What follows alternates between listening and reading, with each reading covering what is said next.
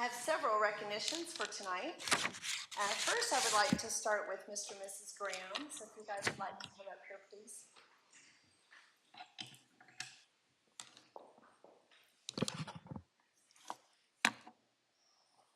So quiet.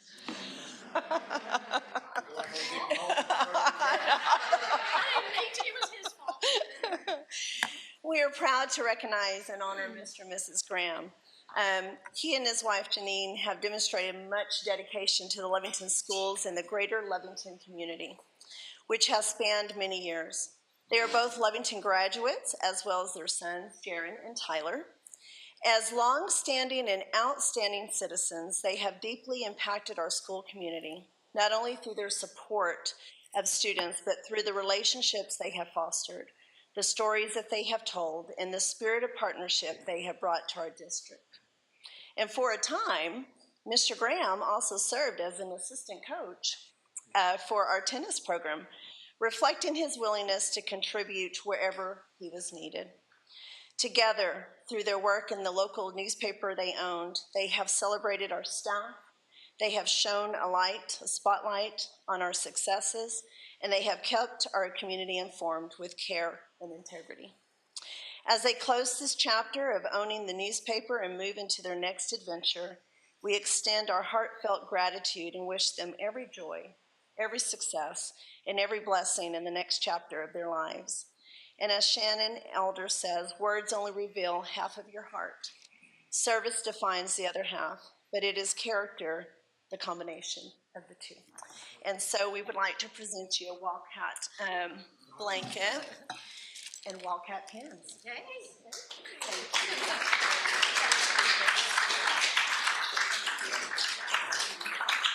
I'd like to say, Mrs. Quinones, you said something about relationships. We've had a great relationship with schools over the last 41 years since we've been running the paper, and we hope that y'all continue that relationship with the paper. I see great things ahead for that.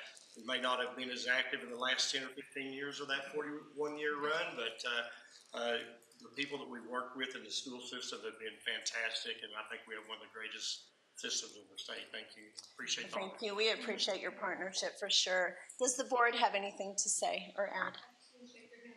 Okay. You're going to have to move this way so I can shake your hand. But I do think, honestly, the thing that like John said, the partnership, and long ago they realized when families see their child's picture in the paper, that means something. And on more than one occasion, there'd be a call of, okay, there's 7 children in this picture, but there's only 6 names. And it was before we had all the computer thing, and so everybody's doing the quick call, and because the sense of community, and I just think that is something that is so valuable. So just think clear that. Appreciate it. Thank you. And in Wildcat fashion, we'd like to give you 3 claps and a woo. 1, 2, 3. Woo! My next guest is Ms. Hendershot. So if you will come up here, please.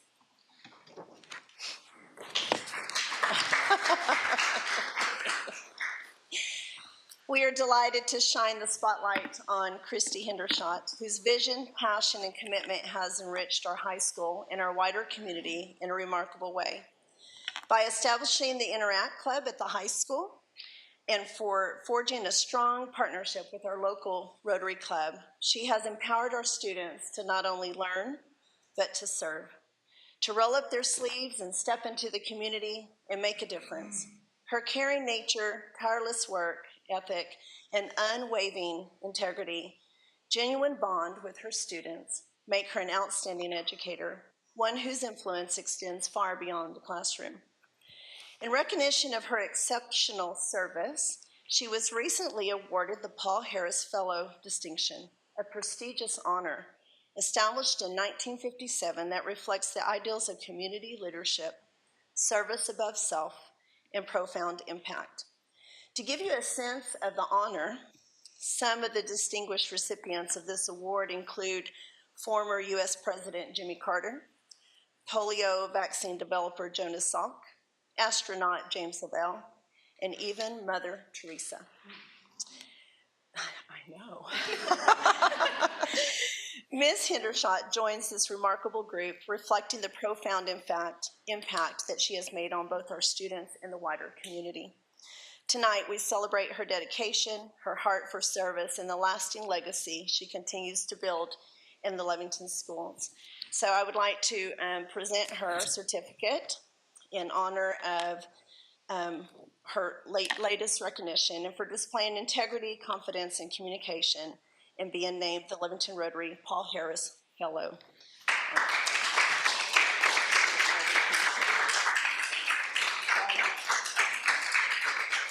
Do you have anything you want to say? Put you on the spot. I'm just honored, and I couldn't do it without these amazing kids, and I love them, and we're just going to keep going. Okay, and do you have some of them here? I do. I have my Interact students, the ones that are able to show up. Can you stand up? There's my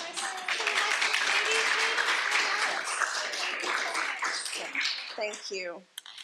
And we expect, and the expectation is for this club to continue doing what you guys do. So thank you for charging the way in Lovington. My next person is Mr. Payne. So if you will come up here, please.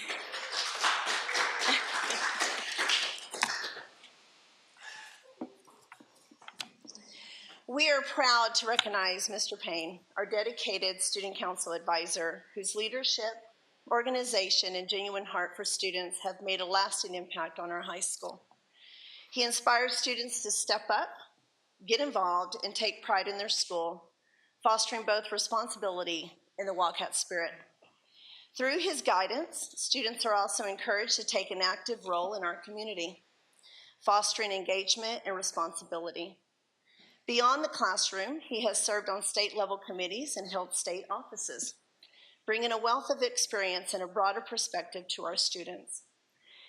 His commitment to creating meaningful experiences was recently on full display with our second annual Halloween Bash, an event that has grown tremendously in the 2 years from its original date. He has brought the entire Lovington district and the community together in celebration and fun. Through his tireless efforts, he not only supports student leadership, but also strengthens the spirit, pride, and sense of belonging that makes our school truly special. And Mr. Payne does not, just like Ms. Hendershot, they don't do this for the recognition. They are the quiet servant leaders behind the scenes. And I just wanted to take a moment to recognize both of them. But you will also find Mr. Payne and his group at the basketball games and volleyball games in the concession stand. And I see him everywhere. And Mr. Payne has done a tremendous job. So we'd like to recognize you tonight.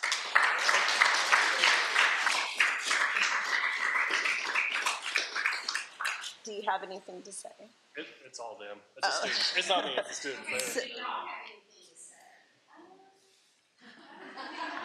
thank you, and thank you to Mr. Payne for being our advisor. Couldn't have done it without him. And let's keep going, students. Okay, and student council kiddos, would you stand up, our students? Three of them. 3 of them, yes. And as you will see, some of them serve in both clubs, so yes, thank you. I think, a lot of times there's a thought that the community and the schools don't work together. I think that Halloween deal, that proved that wrong from the start. So good job on that. Like, it's never going away. You do know that, right? Okay. Yeah. Last year was our first one, and it went really big. So we're grateful it was so big, and we're grateful that the rest of the school district is supportive and had central office there as well, and several of the schools. So it really, that helped out a lot, and it showed that we can. I was so impressed with how well the high school kids worked with the little kids. Yeah. They were so friendly and kind to those little ones. I loved it. Yeah, that was good. Well, thank you.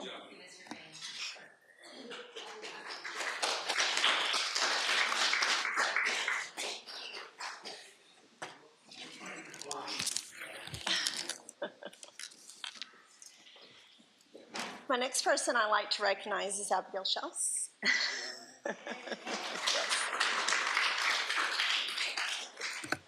I'm thrilled to recognize Abigail. She came before the board, I believe, 2 months ago. A little over a month ago. Month ago, to receive permission to cross state lines to go to Washington, D.C. to represent not only our state but our district. And she serves as state vice president of Skills USA. An incredible honor and a testament to her leadership and dedication. You will also hear her on the radio helping broadcast games.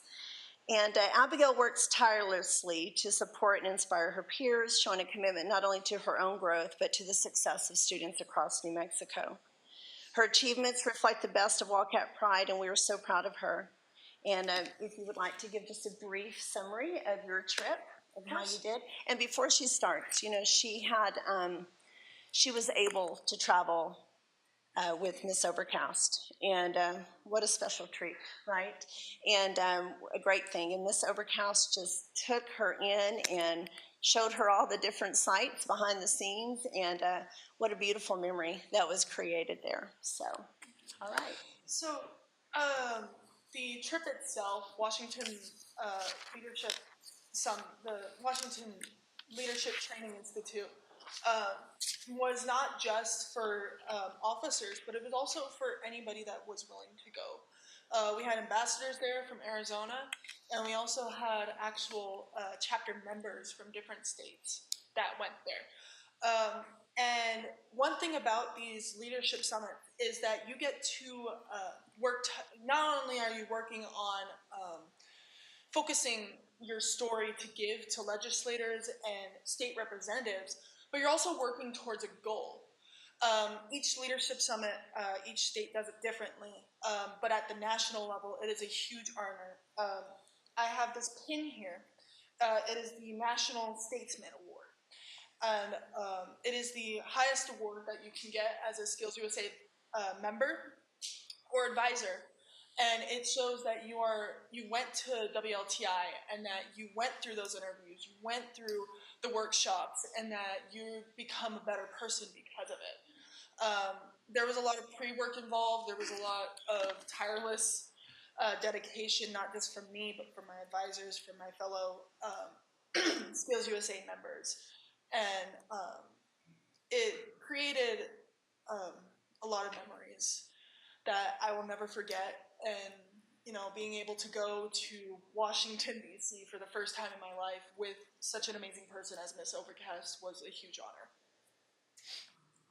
We were excited for you. So and, you know, it's been fun because we had a pleasure of seeing you here many times through the years. You know, you're very successful. And watching you tonight, I'm like, oh, my goodness. I mean, you've just grown up. You did. I'm sure you represented a flight. And don't you have something else coming up later this week? Yes, we are hosting our Fall Leadership Conference over at Hobbs CTEC. This conference is to develop our students into good citizens and also community leaders. This will sharpen their skills in leadership, communication, team building, and overall confidence. The first night, usually we have a keynote speaker, which he's coming actually all the way from Las Vegas to come and talk to us. And the second night is going to be mainly focusing on workshops, and we've been developing those for over 3 months now. And then the final day is community service. We invite every chapter that comes to do a community service project. This year we're actually doing a virtual one as well to support the Las Vegas, New Mexico school district because they want to start their own chapter, but they don't have the funds for it yet. So that's a project that we are starting this year. And we also are actually doing a community service at Heart's Desire here in Lovington that our Lovington chapter will be participating in. And what about you? Don't you have something Thursday? I am signing my... You weren't going to say yeah, I'm signing my letter of intent to go to UTPB to play play basketball for them.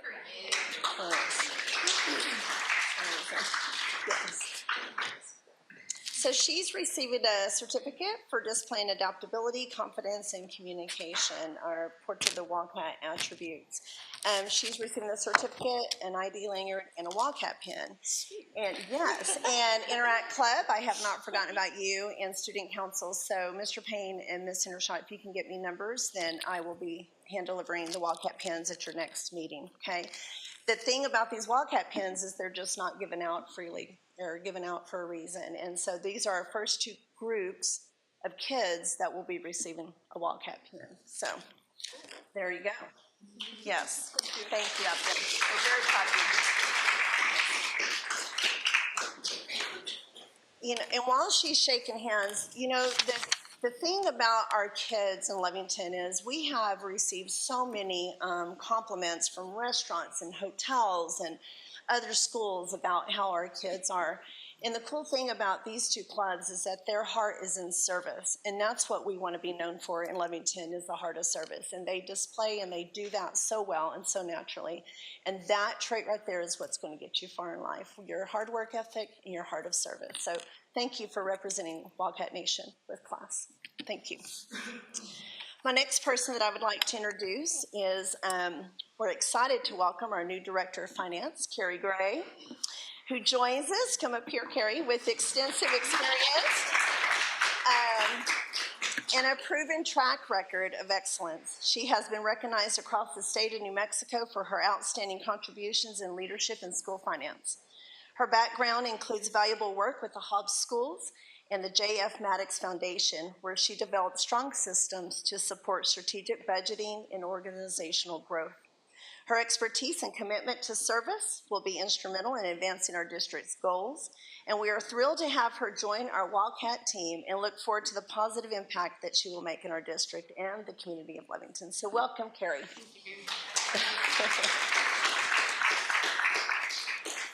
And last but not least, I just want to publicly thank the Deming schools. Not too long ago, our football team traveled to Deming on a charter bus, not a Lovington school bus. And it was a one-way ticket, and little did we know that it was a one-way ticket. And so en route, the Wildcat Football Booster Club received word that the driver had overextended his hours and that he would only be taking us to the game. And so Mr. Murad was on his way to support the band. Mr. De La Cruz was busy with something, so I had to put on the AD transportation hat that I quickly gave back on Monday when I got back into the district. But I do want to thank Deming Schools. They lent us their brand new school bus. And Jesse Olivas, who is used to be one of our employees and still had his CDL license, drove our kids from Deming back to Lovington in Deming's bus. And then Mr. De La Cruz on that Monday took Mr. Olivas, met them halfway, exchanged the bus. And we're extremely grateful of that spirit of partnership and just working to Wildcats helping Wildcats. And so I just wanted to publicly thank them, those people, and our Wildcat Football Booster Club too as well for pitching in financially for that. So I will turn it back over to the board.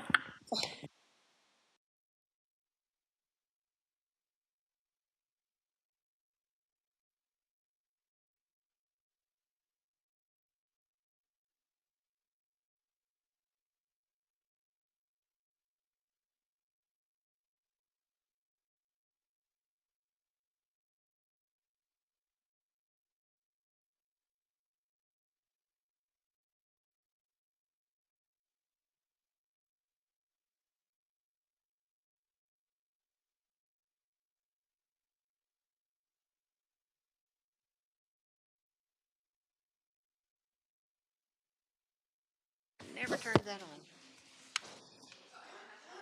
We will move on into the director's reports, and I will open it up to the board for any questions in regards to the reports listed.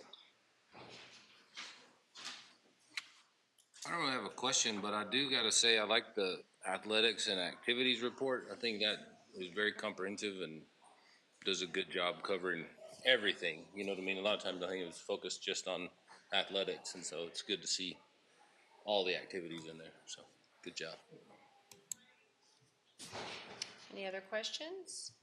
And I do have this reader here to do a small presentation for you guys on the data. Okay. Okay, yeah, Do you want to go ahead and do that? Okay, great. Thanks, Stacy. She's also got a big night tonight.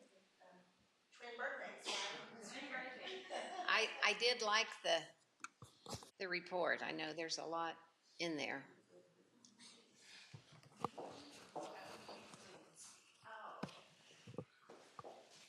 So I'm just going to cover a little bit of it. There's a lot of slides. You're welcome to go through it. I'll answer any questions you have either now or we can meet later. Ms. Q has said, and I can answer them at another time if there's something you would like. So it has each of the assessments that the students take from K through 12.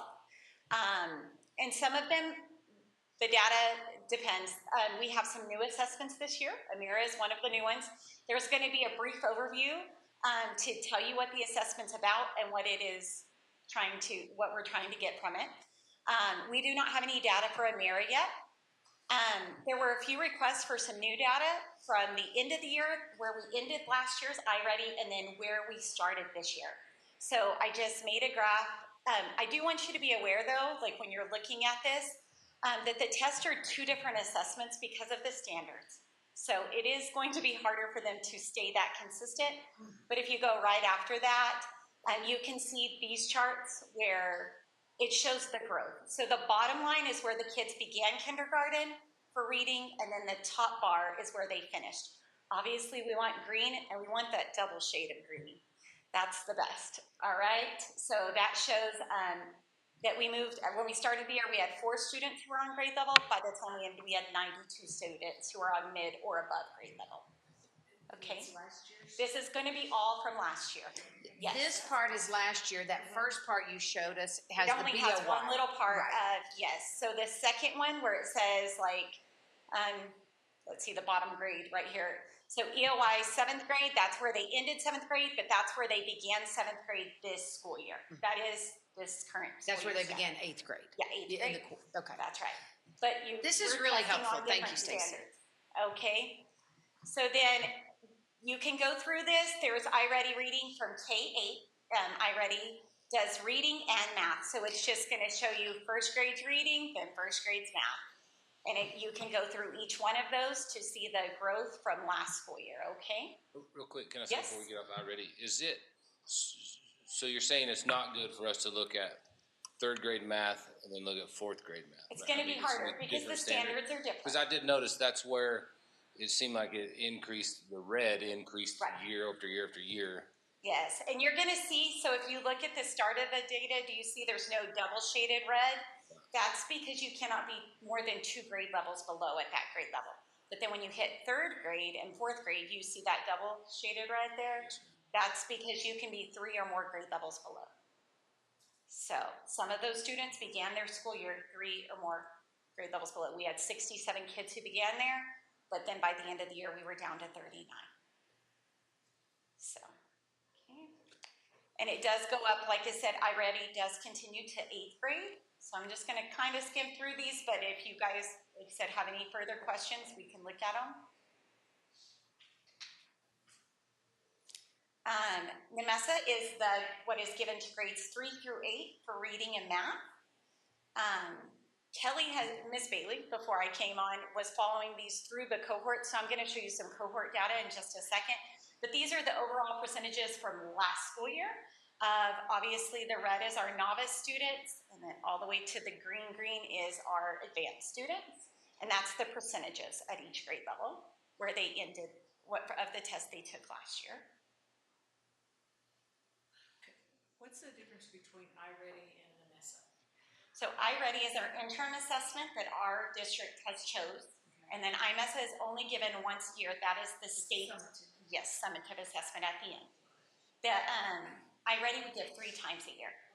So, and then it does break down each school. That IMESA data, we have it here as a whole, but then it is broken down by each school after that. So you can go through, and this is the percentages just to show where we ended, okay? And then, like I said, that one goes to 8th grade. But this is the cohort data. I don't know if you had a chance to look at it.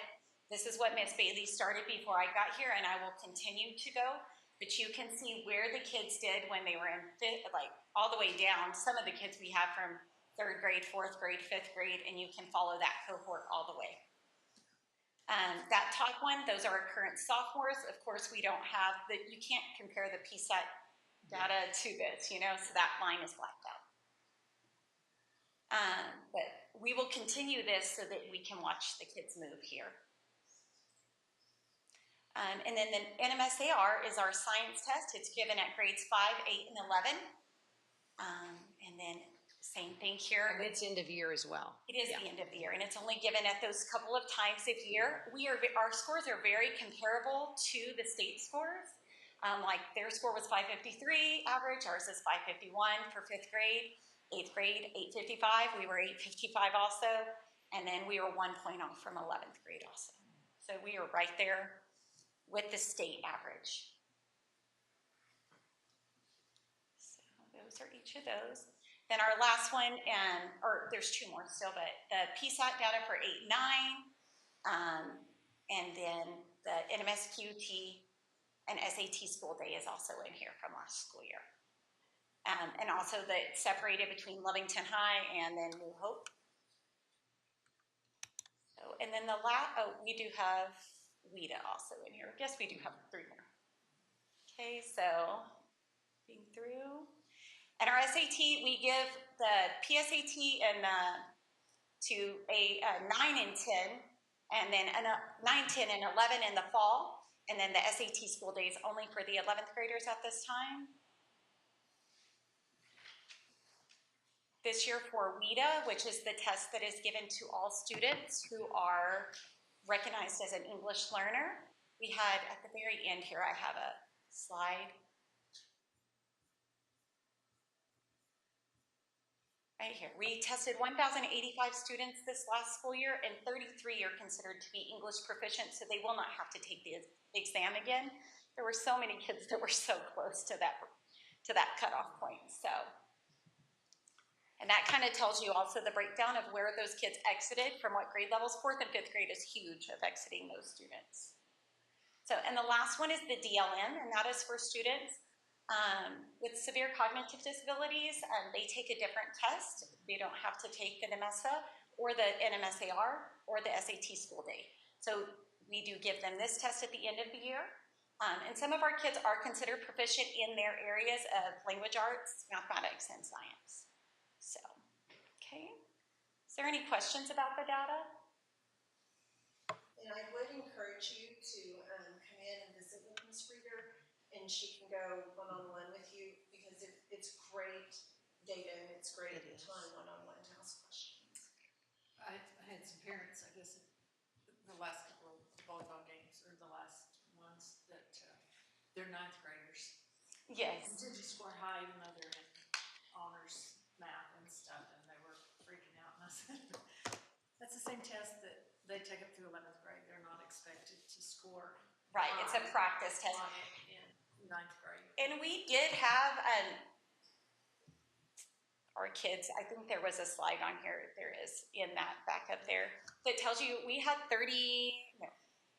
19 students recognized being their first generation recognition award. There was a school recognition award for their scores of 38, and there was 23 who had a role in small town recognition awards. And if they will go in and claim those, some of those students may have the chance of receiving scholarships depending on where they're going to school. So, yeah, it is like practice up until that SAT school day. But they can get these awards as early as when they're taking it their sophomore and junior year. Yeah, some of the presidential scholarships are based on PSAT scores. Right. So it's important for them to keep doing it and trying. We had a student last year, I think it was $8,000 scholarship. Yeah, I think that is what he got, yeah. So it's very important, yes. All right. When is the mid-year data? Window gonna open? For the iReady, we're gonna open it on December 1st when we come back after break, and it will stay open until January 16th. So when do you anticipate having comparable data on that? February, or is that? No, immediately. It's done. So we could have it as soon as that cutoff of the Monday after January 16th. Okay. maybe the February board meeting. We could come back and do it. That would be great, In you know. grades 3, 4, and 5, we've added in 2 extra interim assessments through iReady because they do not use they don't have as many data points. And for the new interventions that we've put into place, we wanted to make sure that they're working. Right. And already there's growth that's been shown for this year's data. So yeah, I think that it's been good. Thank you, Stacy. Any other questions for Stacy? No. Thank you so much. Thank you. Okay, any other questions on any of the reports? Not for me. And as always, if something comes up, certainly reach out. Superintendent report, did you have additional information to share? Just whatever you have there before you. Okay. Questions from the board? No, ma'am. Okay. All right, then let's move right on into routine matters. We'll take items 1 through 4 as part of the consent agenda. Do I hear a motion to approve as presented? So moved. Second. Okay. Switch off.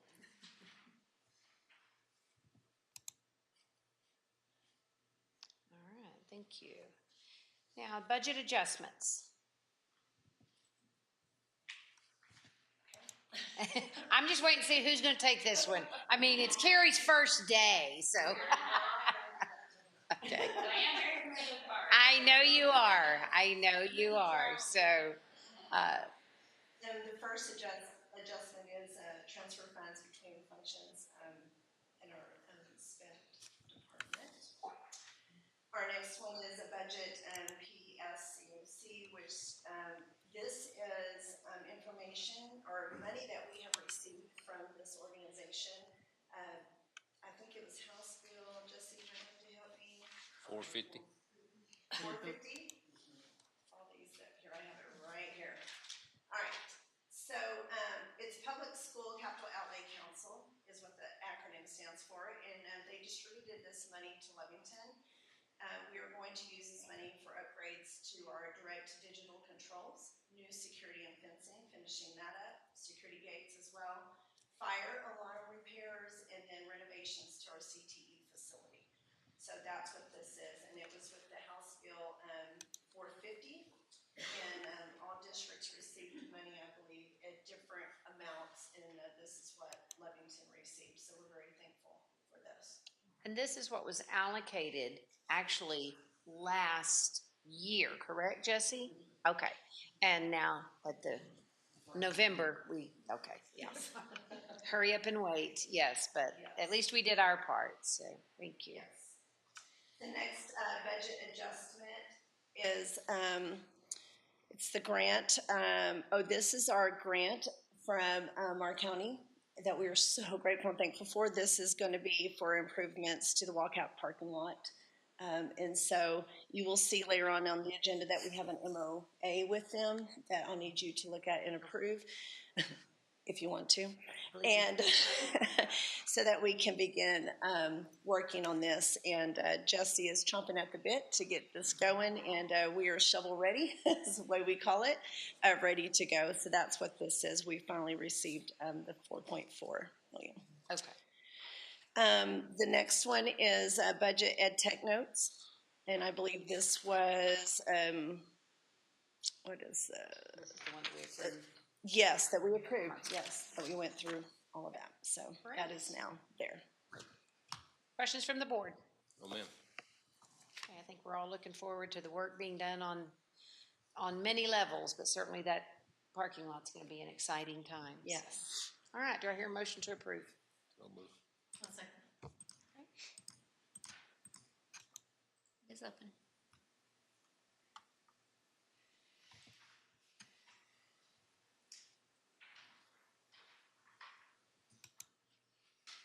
Okay, thank you. There's no bids tonight. Donations. We have received $18,000 from Lee County for our HOPE grant, which is being headed up by Amanda De La Cruz. And this is a support group for parents with children with autism. and it is already receiving recognition, and we have had a steady group of parents attending this. I believe it's monthly, Mr. Hine?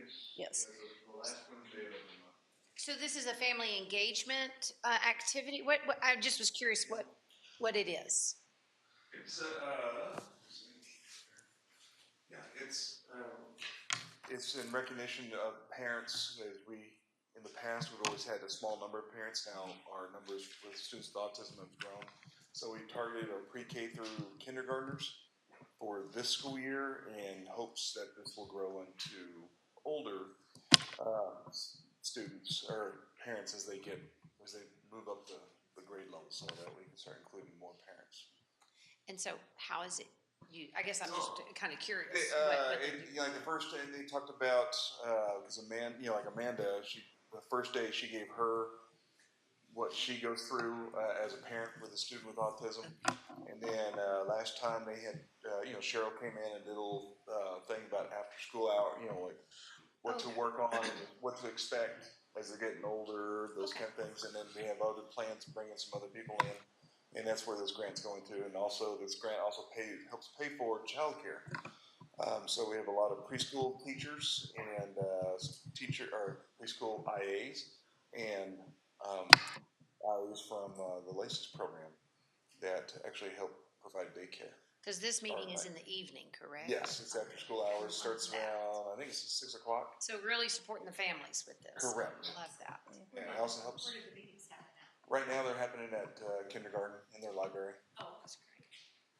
Great, thank you. I just was curious what it actually kind of looked at in action. It's just, teaching these young parents, they're all young parents, about, what to expect and how, that they have other families. And the cool thing is it's always moms that show up. And there's been several dads that have been showing up. So that's been even I love that. more of a positive thing. So. Well, and really, working on building that, we're all working together for this child. So that's great. Thank you. I was just curious. And we're going to feature Miss Taylor Cruz on my next podcast next week, and she'll talk a little bit about this as well. The next one is from our very, very generous HF Sinclair organization that just gives so freely to our robotics program. And so they have donated $40,000 to that program. And I can't even say enough about HF Sinclair. They are just so giving and really support our robotics program with their generous donation. So that's what that is. That's great.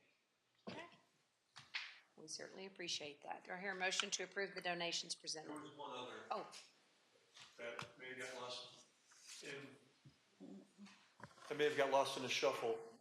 Delic Logistics donated one night stay for our band. Oh, that's right. It was $4,216. I'd spoken with Tanya before she left, and I don't think I got it to her in time before she left. But they paid for one night. We paid for one night. It was good for them to get up there a day early, though. That's great. Thank you, Mr. Murad. I remember seeing that on there. So, yeah. So thank you very much. We certainly appreciate that. So, okay. Do I hear a motion to approve those donations? So moved. I'll second.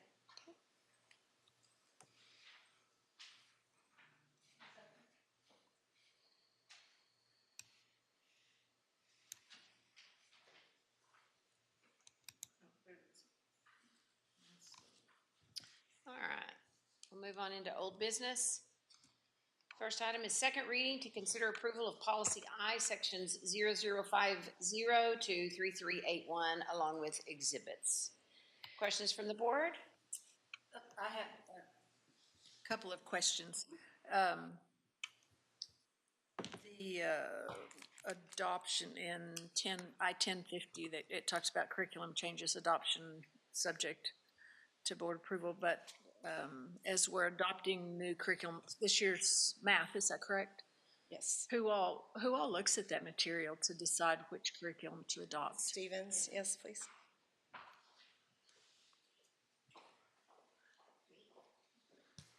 So where we start is I go to NMPED's High Quality Instructional Materials Bureau to look at what items they consider highly recommended for adoption. So that's where we start.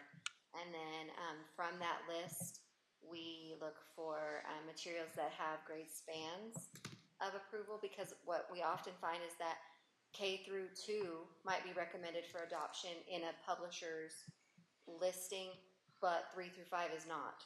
Or they may have a math adoption that is K through 12, they say, but they're missing Algebra 1 and Geometry. So you really have to dig in to see what each one offers. And so for the math adoption in particular, you'll notice in my report, the publishers that met that criteria are listed there. And so from there, then it goes out to the buildings. Every teacher who teaches that subject has an opportunity to review the material and submit a rubric. I shared the rubric with you guys so that you could see what was on there, and then we collect those. Every teacher who teaches math will have an opportunity to vote, and from those votes, we will narrow it down to the top 2 or 3, depending on where the votes fall. At that point, we'll make those options available for public viewing, because that's also a requirement of the curriculum adoption, and we'll receive that feedback. And then if there are questions of the math teachers at that time, for those 3, we will invite in the publishers to give their presentations if necessary. If it's a landslide, we won't. And then from there, then it will come to Mrs. Quinones. These are the things, these are the costs, and then the final decision is made there. So The Wednesday early release days, are any of those afternoons available for the teachers to all get together to look at it? Because that discussion to me was very beneficial. So yes, and as a matter of fact, this Wednesday, not tomorrow, what day are we?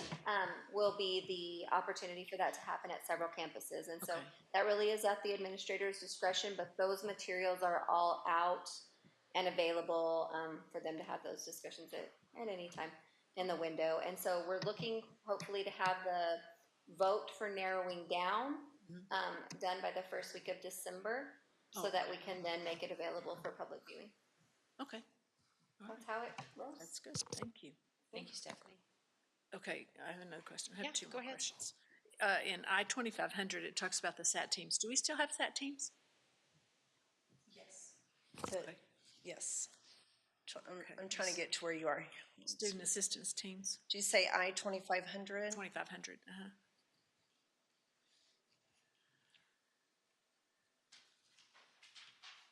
Sorry. That's Still okay. A lot That's okay. of, okay.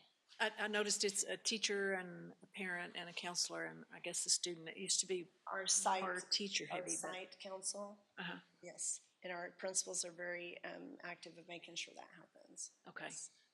Okay. Yes, And then ma'am. the last one, 2684. I'll let you get there. Okay. In all of the red crossed out stuff, one of the things that was crossed out was an agreement that the students had to sign that listed their responsibilities, and they signed it. And so this is the Title I compact, I believe. Is this what was that in the next one? and it's not in the replacement material that I could find that the students had. And I liked having that in there because in our Capturing Kids' Hearts, the kids put together the classroom rules and they sign it, and having kids say, yes, I will. Right, and yes, ma'am, it should be in there. That's what, I thought it was in all the red Yeah, because crossed on out the stuff. notes it says, It's in 2662, isn't it? Is it? Yeah, See, I didn't have it on paper. on the first page. yeah, to strike the entire document and replace it with the current Title I compact. So will that, yes, that is correct. that will do that, So- 26? Because there's so much work in the policies and we're doing first readings and second readings and revisions, I created the policy revision focus area sheet for you. And what we're working on now, those are the different policies that we have adjusted, or I've given you an update on where they are. So like policy I-0200, we're waiting to hear back from policy services. I-2662, to strike the entire document and replace with the current Title I compact, and that will have those signatures that you're asking, the student, the teacher, the administrator. Okay, because I didn't Yes, see ma'am. them. And I we saw all just, the struck out 48, stuff. page 48 of that document. Okay. we had to update it with what is in law now. One thing I have on the new compact here is it talks specifically about parent view. And I didn't know if that needed to be more generic. So that we don't have to change it when they.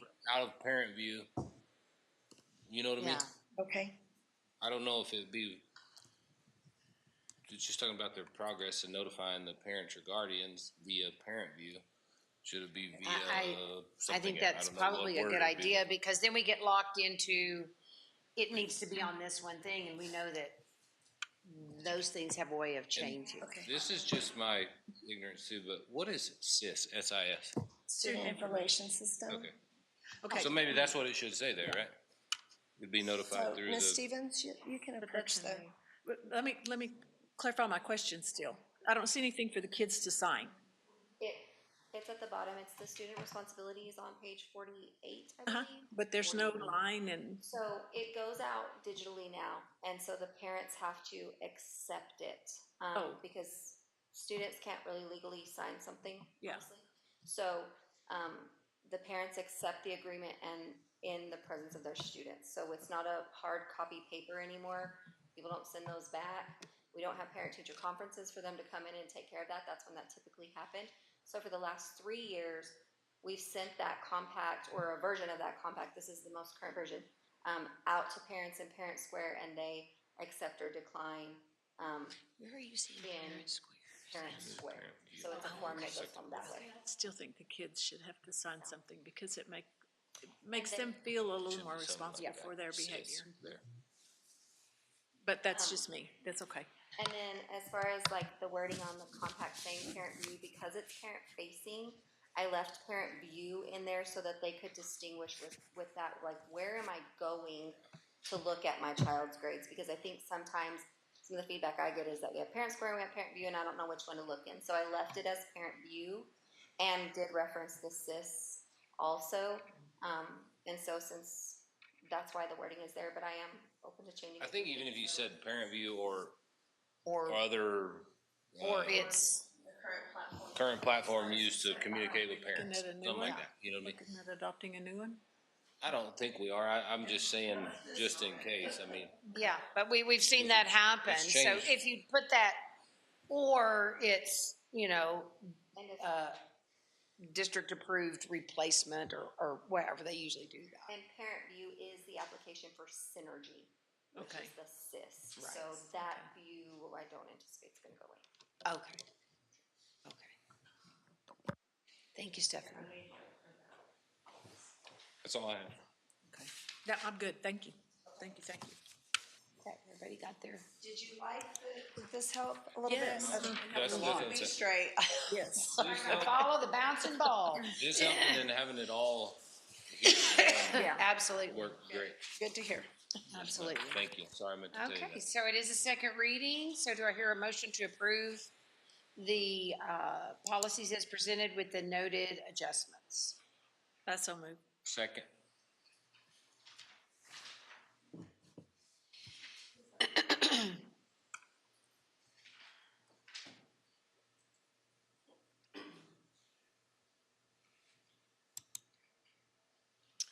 Okay, thank you. Moving into new business. First item, consider approval of out-of-state travel for the Quest robotic team. Okay, Ms. Tron, if you'll go ahead and come on up. They did have a competition at the junior college this last weekend, and they walked away with a lot of hardware. I think they won everything that they could win and then some. So it was almost like, slow down, share a little bit with the others. But we're so very proud of our robotics team. And There's no mercy rule in robotics. I've been told to never coach. It was an awesome showing that we've ever had at this kind of regional. We've been all over, Lubbock and Cruces, and the last 2 years in Hobbs. So it's been a fantastic. So they will be. They're asking for permission to cross state lines to go to Dallas for the next competition. And I will tell you that there's so many different categories that they won, and our mascot was there and won that competition. And I was like, because Wildcats always win. Yes. So That was pretty awesome, but I'll go and let you, Mr. Hine. Yeah, I can kind of read off what they've won, all the awards they won. They won the Best Coach Award, the Founders Award for Creative Design of the Robot, the Most Robust Robot. They won first place in Spirit and Sportsmanship, first place in Marketing Presentation, first place in Engineering Notebook, and I'll tell you, that is a booger bear to write, and so those kids did a phenomenal job on that. Their robot placed third overall against all the other 10 teams total, but all that added up together, they won the first place. And then also, like Mrs. Q was saying, our Wildcat, they always have a dance off, and our Wildcat won. Elizabeth Laura is her name. She's an 8th grader, and then there's always an award they give out to one of the recipients, and it's called the Blood, Sweat, and Duct Tape Award. And that was because our students, Maximus, while setting up for the field on Thursday night, it's kind of dark there, and they're doing all that construction there at the junior college, and he tripped and fell, and he ended up breaking his wrist and cutting open his chin, and went to the ER, got that all taken care of, and actually showed up to the event the next day. So they gave him that award. The kids and the team and the coaches, they did a phenomenal job on it. But they've earned it to go to Dallas. So, and I do plan to have them at a school board meeting after their competition gals, and we do have one of our members of the robotics team here. So, in the back. Are you excited? In the back, yeah. I was reading through the agenda just now. It looks really great. This looks like a good time. Looks like a really great. How many teams do you anticipate will be there? There's they usually average 72, and they're from all over Mexico. I don't know, because they held another competition down in Las Cruces. So I don't know who made it down there, but it's New Mexico, Texas, Arkansas, and I think Oklahoma, but I don't know. But I can't remember that one. But I know Arkansas, Texas, and New Mexico for sure. That's great. They always do such a good job of representing us. Yes. Say lots of support from HF Sinclair. So. Any other questions for Roger? No. Okay, do I hear a motion to approve the state travel for our Quest team, robotic team? A second. Have a fun time.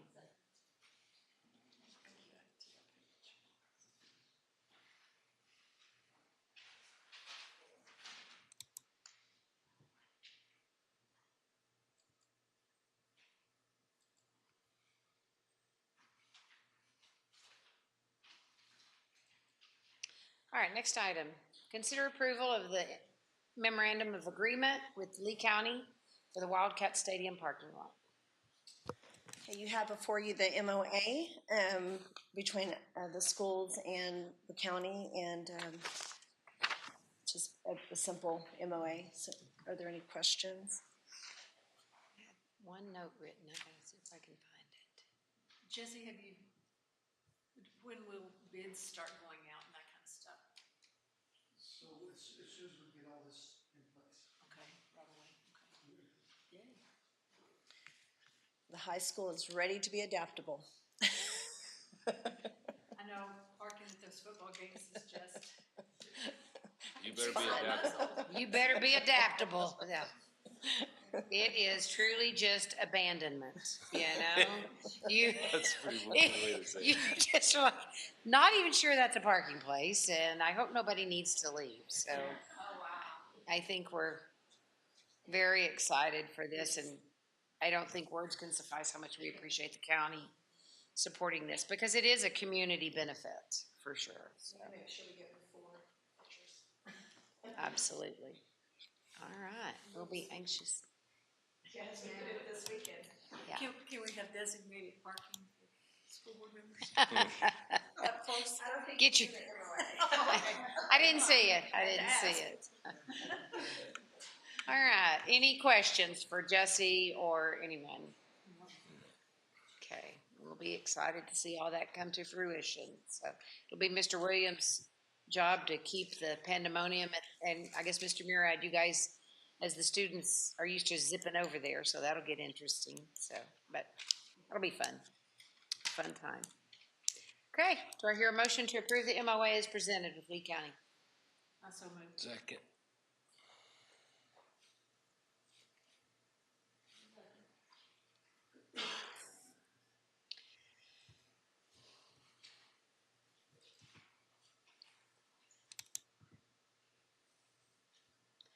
Okay, thank you.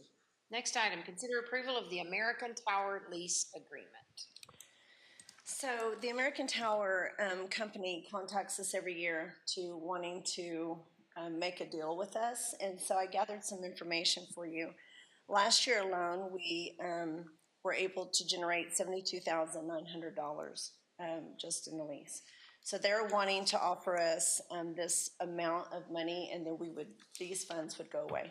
We would not be receiving this steady money every year. So who do we receive the steady money from? I'm a little confused. For having our towers on, for having their towers on our land, it's a rent. It's like so a right rent. now they're paying us $72,000 a year, and they're trying to pay us out. That is from what we understand. 110,000. Yes, and last year when it came up, I was talking to Ms. Hutchins, and she had recommended that we continue doing what we're doing instead of selling this. I mean, Is it on the revenue? No, I'm struggling to find it. the number that you came up with is just for the one tower?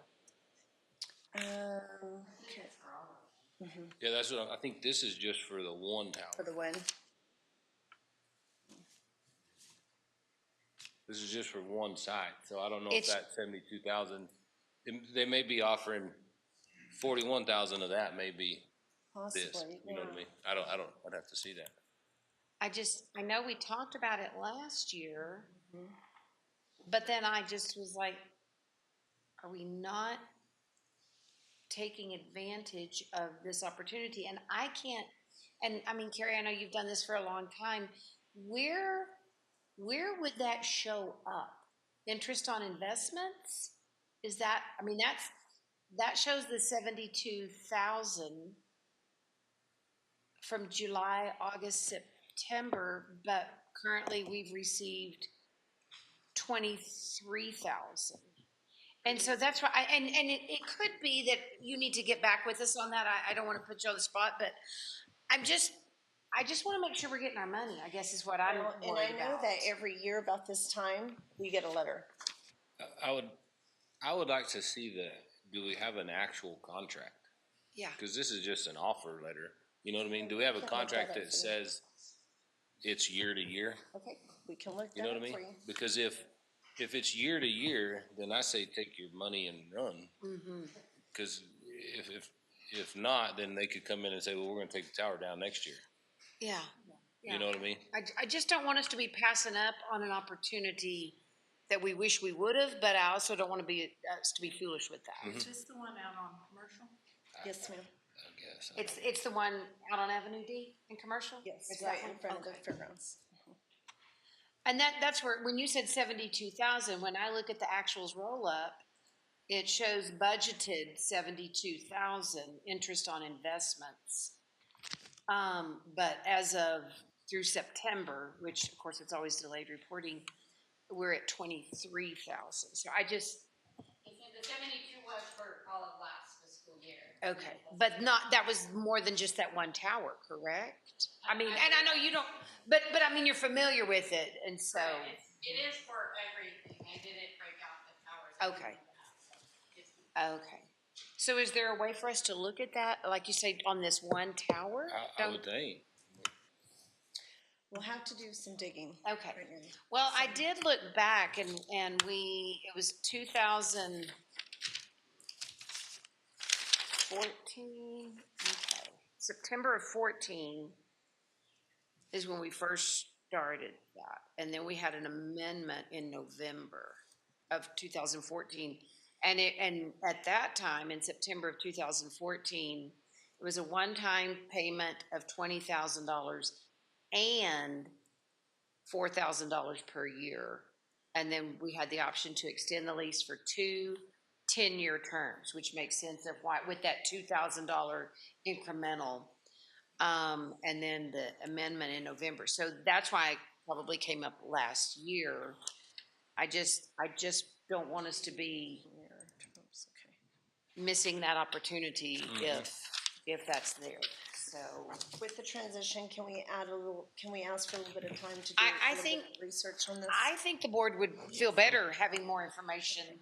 I know that in that initial letter, it said today was the deadline, so you've already reached out? I have reached out to them to Okay. let them know that there's been a transition and that this was going to the board and that I would be reaching back out, but we will probably just do a phone call tomorrow. Okay, and so we could postpone it till the December board meeting, is that? December, okay. And I think in the meantime, any of us that have additional questions, just be sure and let the superintendent and Carrie know so that they'll know what to present to us. Okay. So, but yeah, it's a little misleading. I can't decide for sure what they're offering.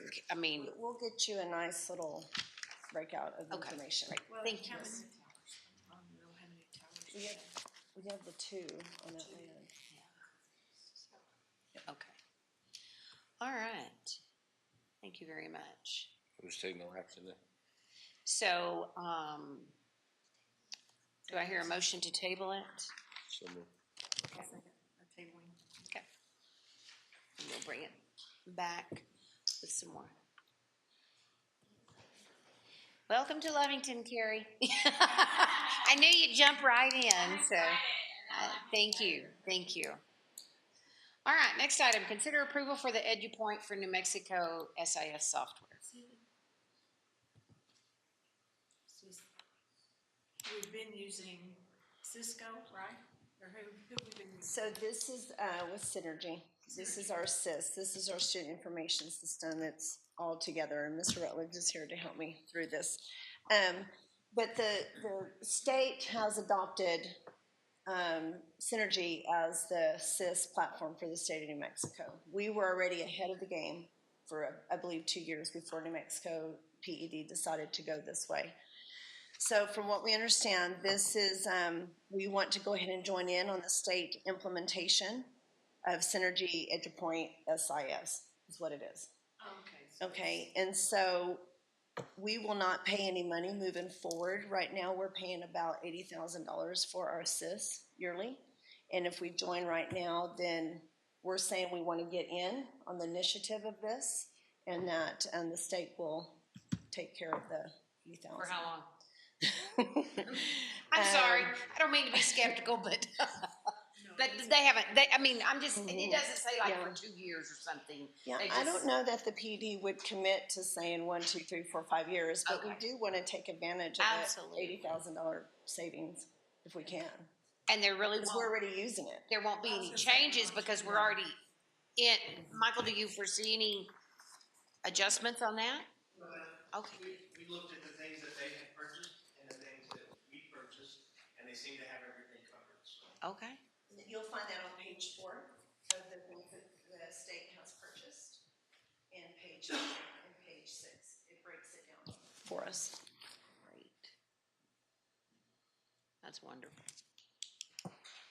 Okay. Any other questions? Okay. Do I hear a motion to approve the software license agreement for EduPoint? I'll second. It's open.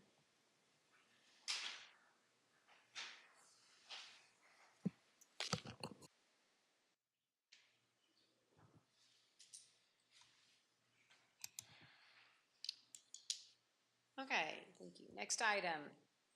Consider approval to amend the graduation date for Lovington High School and New Hope High School. Yes, ma'am. Due to a recent clarification from the New Mexico Public Education Department requiring seniors to attend through the full academic school year, we must adjust our graduation date to ensure that the district remains in full compliance with state expectations. This directive was communicated to districts later than anticipated, and while we recognize the inconvenience this may cause, we are required to follow state guidance. At this time, I'm seeking the board's input on the new date and time so that we can finalize plans and communicate promptly to our families and staff. You know, right after the holidays, that's the big event in January that our parents start looking forward to. Our intention is to make this transition as smooth as possible. Thank you for your understanding and support as we work through these state mandated requirements. I, along with Mr. Williams and Dr. Parker, we do have a recommendation date of May the 22nd in the evening, with the 23rd being held for bad weather option if anything was to bad weather on that Friday. So yes, so the 23rd. We get out at noon on that Friday, is that correct? We have an early release on the 22nd. Okay. I think you should write the state of New Mexico back and say, if we could go shorter school year, then we could accommodate this. Yeah. We don't want to cheat those kids out 4.5 days of their 13 years of education.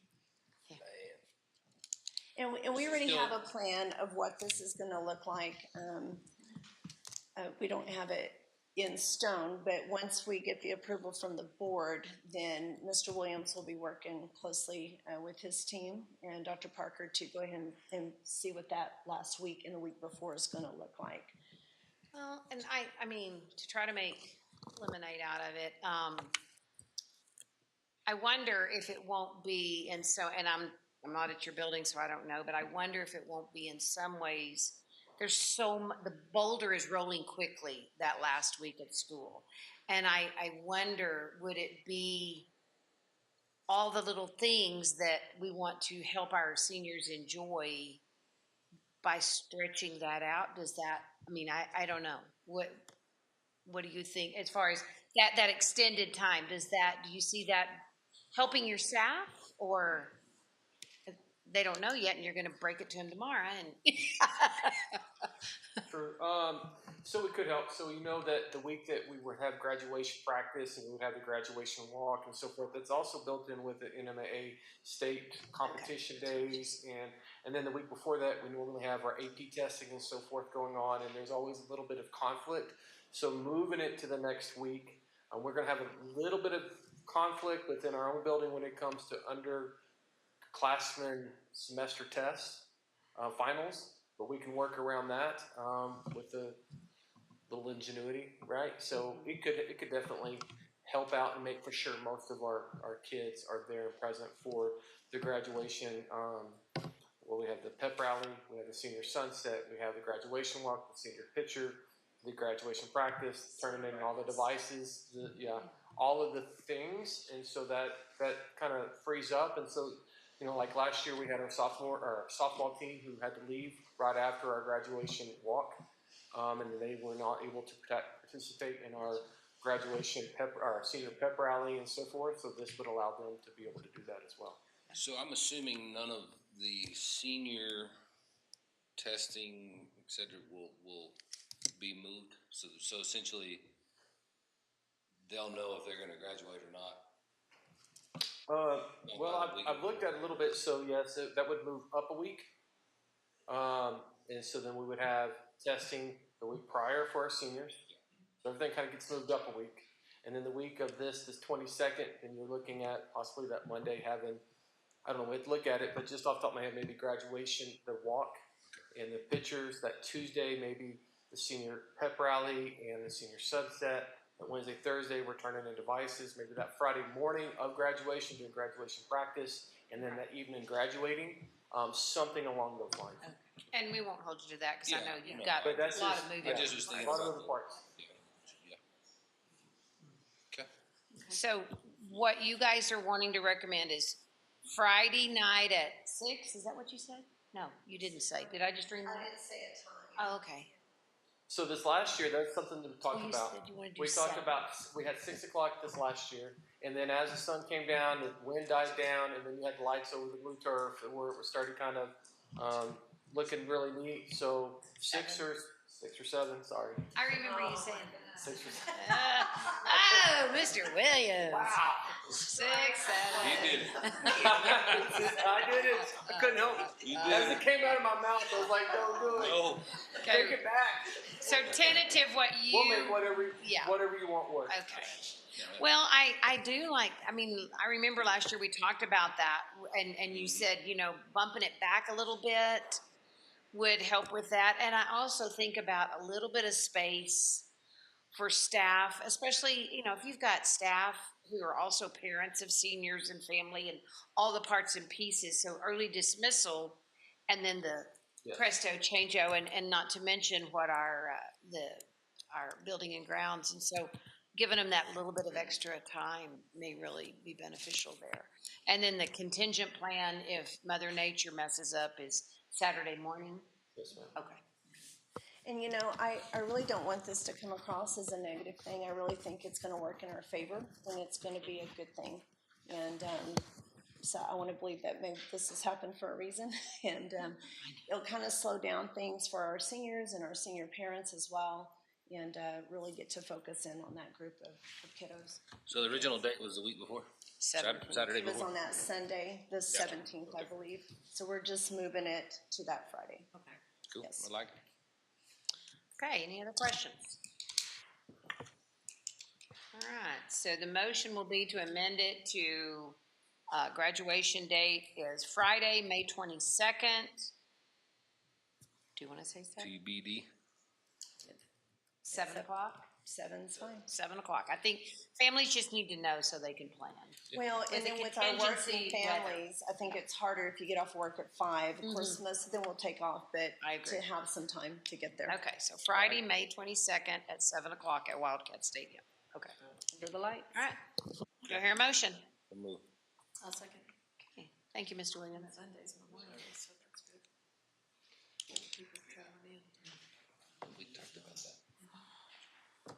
I think it's better. Okay, next item, first reading to consider approval of the Lovington Schools Booster Club Handbook.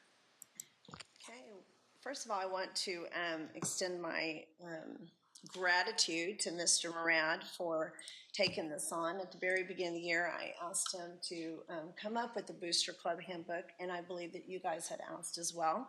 And he has been working diligently on this and really truly has built it from the ground up. So we're here to, well, Mr. Murad is here to answer any questions.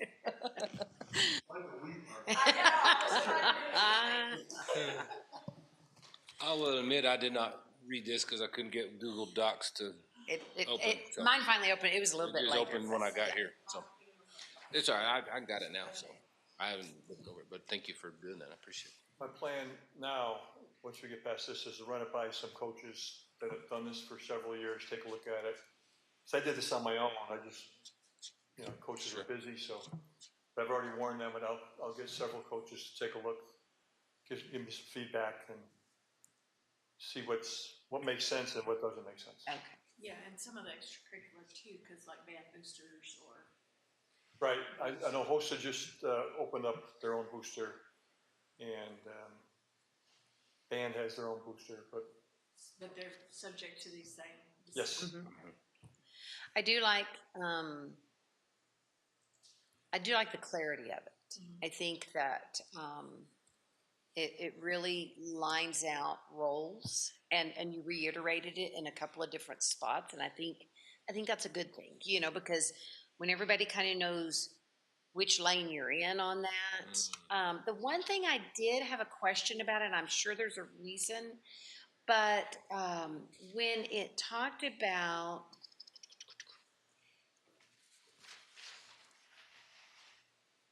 to be an officer for any of the booster clubs, they must have a child actively involved in an LHS program. So I was just curious of the reason, because I know that there have been situations that somebody, their child was, and then graduated, and then they just asked them if they would help again. But not being involved in that, I don't know. I was just curious where that came from. I'm not married to that. It's just something that when I was doing some research that they said that's one of the best practices. That way you know that somebody has a vested interest in the students that are involved. It doesn't take into consideration what you mentioned, that people that have been involved for a long time that still want to stay involved even if the child's not participating. But That's not something that we have to keep in there. And- We can and say it's maybe we- recommended, we don't have to say it's maybe mandatory. highly recommended, and as you visit with your coaches and sponsors, they may agree with that. And I think sometimes,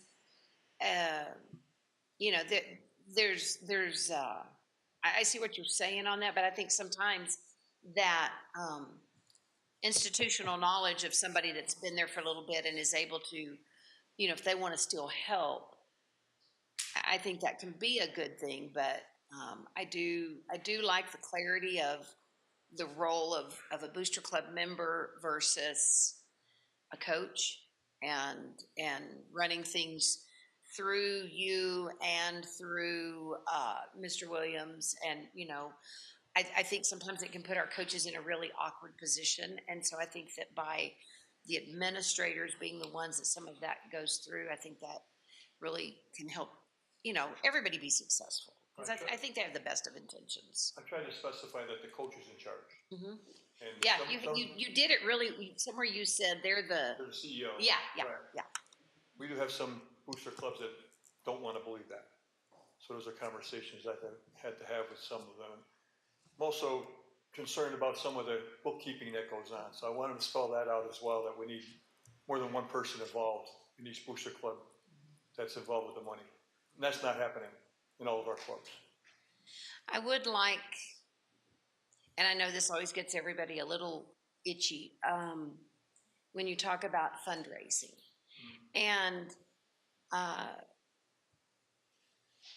know in talking to another district, they have a very strict district policy that fundraising, whatever they're going to do, has to be approved prior to school starting. And then everybody knows that, you know, this team's going to do a car wash or, you know, however it's lined up.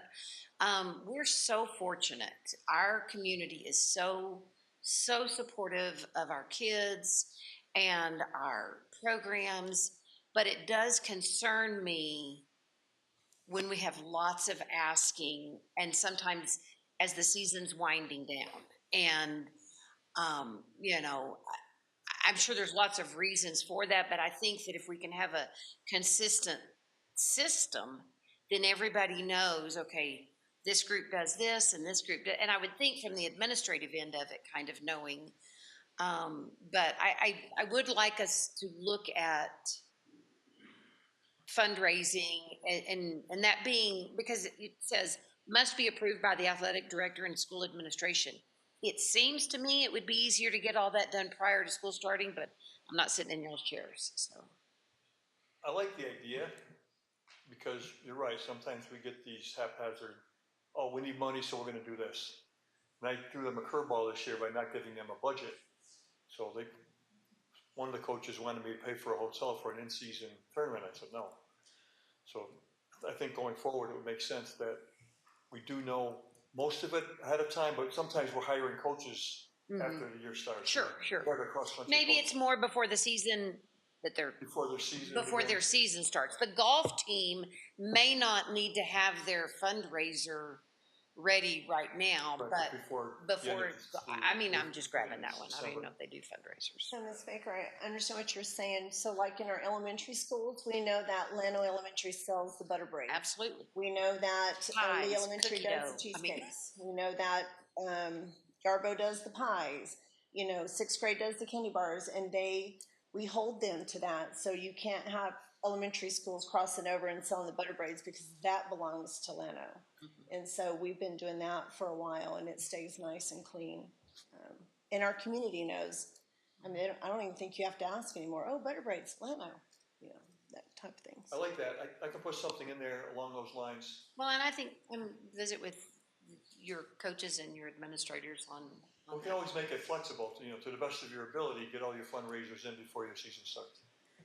And you know, Everybody gives us some wiggle room to make some decisions. Because they have their schedules way in advance. They know if they're traveling. They know, we're not talking postseason at all. You know, as a superintendent, we truly live in a very giving community. Oh my gosh, they're so I mean, generous. our Lovington community is constantly giving to our kiddos and to their programs, and they do it with a good heart.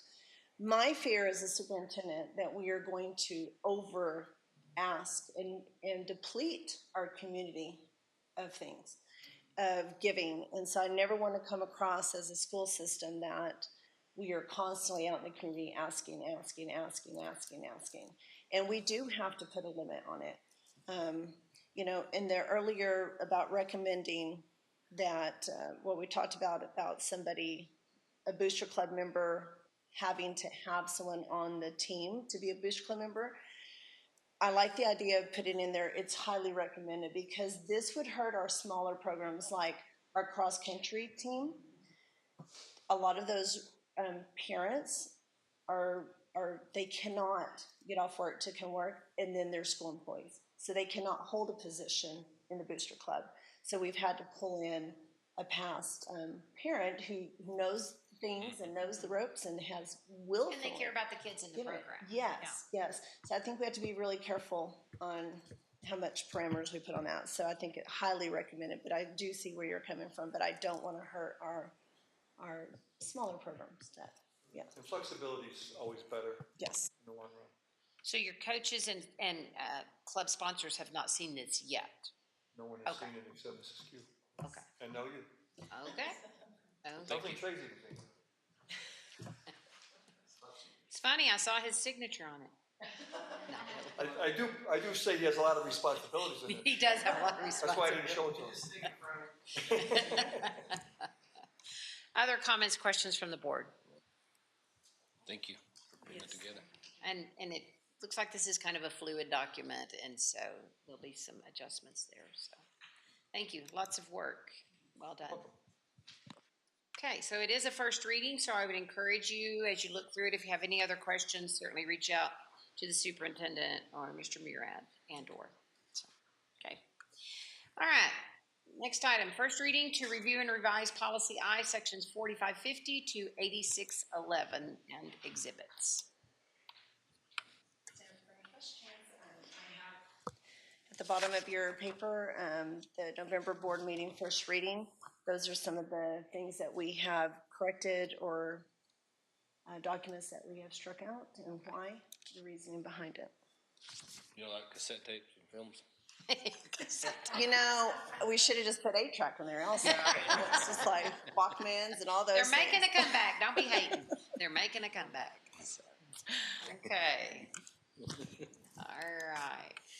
Well, certainly, as you continue to review it, if you have any questions, let the superintendent know.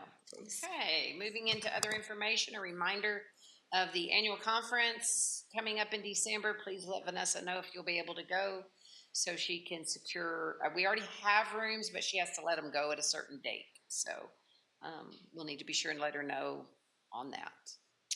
And finally, public comment time. This time, is there any public comment for any items on tonight's agenda? Okay, hearing none, do I hear a motion to adjourn? So moved. Okay, thank you, everyone.